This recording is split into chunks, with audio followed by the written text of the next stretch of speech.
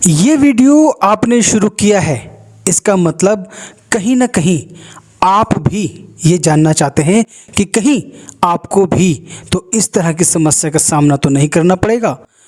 कोई टेंशन है, स्ट्रेस है और डाइजेशन से रिलेटेड या फिर पाइल्स, फिशर, फिस्चुला जैसी कोई तकलीफ है और आप जानना चाहते हैं कि सचमुच टेंशन की वजह से, स्ट्रेस की वजह से क्या डाइजेशन की प्रॉब्लम होती है, क्या पाइल्स होता है, क्या फिशर होता है स्ट्रेस की वजह से, क्या फिस्चुला होता है। फ्रेंड्स, सिर्फ पाइल्स, फिशर, फिस्चुला ही नहीं, ऐसी कई बीमारियां हैं जो तनाव के कारण, टेंशन के कारण या मन में अगर दुख है या आपकी आदत है कि आप लोगों के दुख अपने ऊपर लेते रहते हैं, तो यह वीडियो आपके लिए है।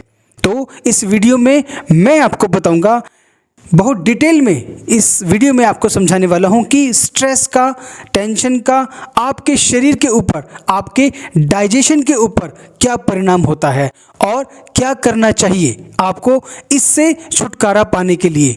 अगर आपको ऐसी तकलीफ है तो आप इससे पूरी तरह से राहत पा सकते हैं। नमस्कार दोस्तों, मैं हूं डॉक्टर सर्वेज अंसारी।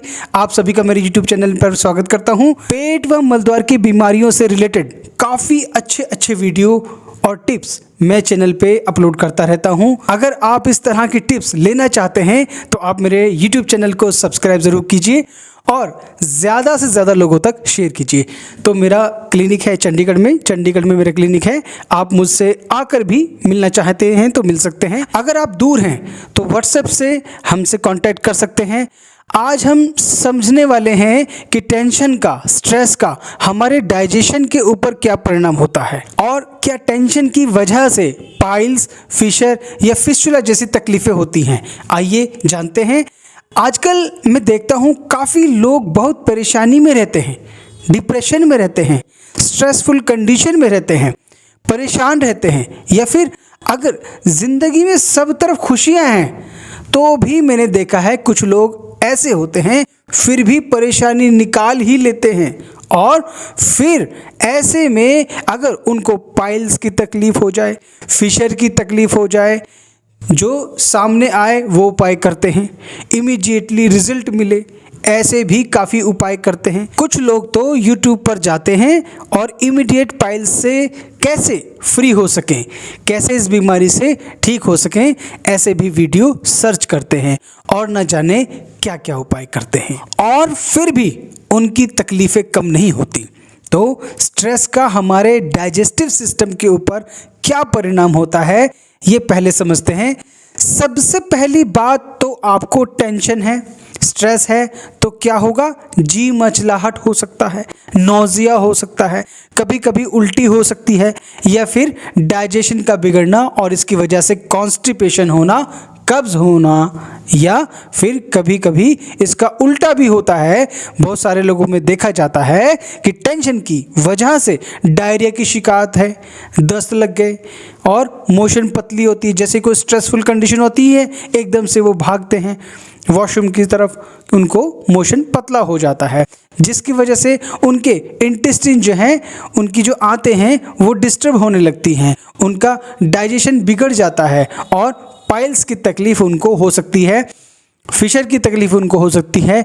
दूसरा जो परिणाम स्ट्रेस की वजह से हमारे डाइजेस्टिव सिस्टम पे होता है वो ये होता है कि शरीर में डाइजेस्टिव जूस जो हैं, जो हमारा जो शरीर डाइजेस्टिव जूसेस का जो सिक्रेशन करता है, जो एसिड तैयार होते हैं, वे एसिड हमारे खाए हुए खाने को पचाने का काम करते हैं। इसका परिमाण जो है कम हो जाता है, इसकी क्वांटिटी कम हो जाती है, इसकी मात्रा कम होने से अपच हो जाता है, डाइजेशन डिस्टर्ब हो जाता है। तीसरा परिणाम जो डाइजेस्टिव सिस्टम पे इसकी वजह से होता है वो होता है कि पेन होना, दर्द होना। कुछ लोगों के पेट में स्ट्रेस के कारण दर्द होने लगता है, उनको पता नहीं चलता कि ऐसा क्यों हो रहा है। वो काफ़ी इन्वेस्टिगेशन भी करवा लेते हैं, जैसे कि पेट का अल्ट्रासाउंड, लेकिन फिर भी दर्द रहता है। अल्ट्रासाउंड नॉर्मल आ जाता है, वो इस बात से भी परेशान हो जाते हैं कि अल्ट्रासाउंड नॉर्मल आ गया, अब क्या होगा, अब क्या, अब क्यों हो रहा है पेट में दर्द। तो ये दर्द भी स्ट्रेस की वजह से हो सकता है। या फिर ब्लोटिंग होता है, पेट फूल जाता है, डिस्कम्फर्ट होना, ये परिणाम भी स्ट्रेस की वजह से होते हैं, जिसकी वजह से आगे चल के डाइजेशन डिस्टर्ब हो जाता है और पाइल्स, फिशर हो सकता है। चौथा परिणाम जो स्ट्रेस का हमारे डाइजेस्टिव सिस्टम पे होता है वो ये कि जीआई डिसऑर्डर्स यानी कि गैस्ट्रो इंटेस्टाइनल डिसऑर्डर्स हो सकते हैं। काफ़ी बीमारियां हैं, जैसे आईबीएस है, ये बीमारी हो सकती है, या फिर जीईआरडी करके एक बीमारी होती है जिसे गैस्ट्रोइसोफेजियल रिफ्लक्स डिजीज़ कहते हैं। ये भी स्ट्रेस की वजह से बढ़ सकती है, जिस वजह से पूरी तरह से डाइजेशन खराब होने लगता है और बाद में आगे चल के पाइल्स, फिशर जैसी तकलीफ़ें होने लगती हैं। स्ट्रेस की वजह से जो हमारी इम्यूनिटी है, जो हमारी रोग प्रतिरोधक क्षमता है, जो हमारी बीमारियों से लड़ने की ताकत होती है, वो भी कमज़ोर होने लगती है, वो भी कम होने लगती है, जिसकी वजह से भी आपका डाइजेशन डिस्टर्ब हो सकता है। तो डायरेक्टली स्ट्रेस का जो परिणाम है वो हमारे डाइजेस्टिव सिस्टम पे क्या होता है, इसके बारे में दूसरे वे में भी देखिए। अगर आदमी स्ट्रेसफुल है, परेशान है, तो क्या होगा, एक जगह पर बैठा रहेगा।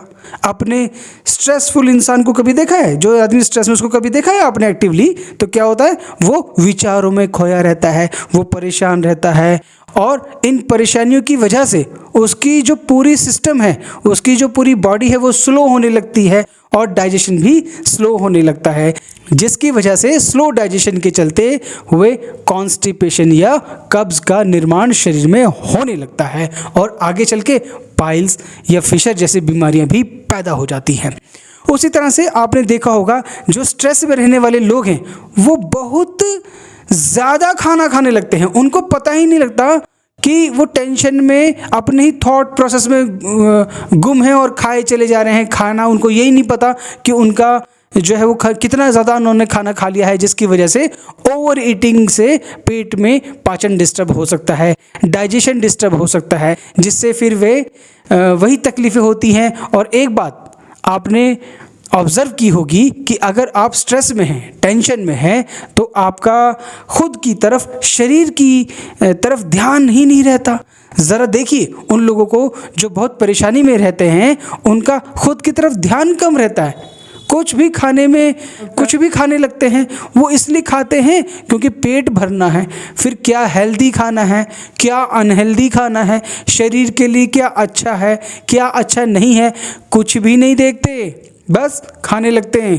तो वेट बढ़ जाएगा, डाइजेशन डिस्टर्ब हो जाएगा, गैसें पेट में पैदा होने लगेंगी, जिसकी वजह से पाइल्स, फिशर या फिस्टुला जैसी तकलीफ़ें बढ़ने लगती हैं। स्ट्रेस में इंसान खुद से प्यार ही नहीं करता, इसलिए शरीर के लिए जो अच्छा है वो करने के बजाय जो मिल जाए बस वो खाना शुरू कर देते हैं। अभी सबसे ज़रूरी बात जानने की यह है, अगर आपको स्ट्रेस है, टेंशन है और ये सब चीज़ें जो मैं आपको बता रहा हूँ, इनमें से आप कुछ ना कुछ फेस कर रहे हैं, ये सब प्रॉब्लम आपकी लाइफ में चल रहे हैं, तो अभी करना क्या है, इसका उपाय क्या है? तो उपाय को ज़रा अच्छे से समझिए। पहला और इम्पॉर्टेंट उपाय है, अगर आपको स्ट्रेस है तो अच्छे और पॉजिटिव दोस्त बनाइए। गौतम बुद्ध ने भी कहा है, संघम शरणम गच्छामि। अच्छे लोगों के साथ रहना शुरू कीजिए, उनके साथ घूमना शुरू कीजिए, उनके साथ बातें करना शुरू कीजिए, ताकि आपकी जो थॉट प्रोसेस है वो भी सकारात्मक हो जाए, वो भी पॉजिटिव हो जाए। क्योंकि जले हुए दिए से ही बुझा हुआ दिया जल सकता है, ज्योति से ज्योति जले। अगर हम अपने बुझे हुए दिए को किसी जले हुए दिए के पास ले जाएं तो हमारा बुझा दिया भी ठीक उसी तरह रोशन हो जाएगा। उसकी इम्पॉर्टेंस बहुत ज़्यादा होती है। तो फ्रेंड्स, ऐसे लोगों के साथ आपको रहना है, या फिर कोई भी जो दोस्त हैं आपके जो सुबह घूमते हैं, सुबह घूमने जाते हैं, या जब भी आपको समय हो, अगर आपको सुबह नहीं होता है समय, शाम को भी आप घूम सकते हैं। कभी कभी दिन में 45 मिनट्स तक आपको चलना है। शुरुआत में तकलीफ़ें थोड़ी हो सकती हैं शरीर को लेकर के, लेकिन ये आदत आपको डालनी ही डालनी है। इससे दुगना फ़ायदा होगा। पहले तो आपका टेंशन, स्ट्रेस कम हो जाएगा। दूसरी बात, आपका डाइजेशन अच्छा होने की वजह से आपको जो पाइल्स, फिशर या फिस्टुला की तकलीफ़ें हो रही थी वो भी कम होनी शुरू हो जाएंगी। पाइल्स, फिशर और फिस्टुला के ऊपर मेरे काफ़ी वीडियोस हैं। ये क्यों होता है इसके ऊपर मेरा वीडियो है। इसके लिए मैं आपको क्या खाना चाहिए, क्या नहीं खाना चाहिए, इसके ऊपर भी मेरे वीडियो हैं। तीनों में फ़र्क क्या है, पाइल्स, फिशर, फिस्टुला में क्या फ़र्क है, इस पर भी मेरा अलग से वीडियो है।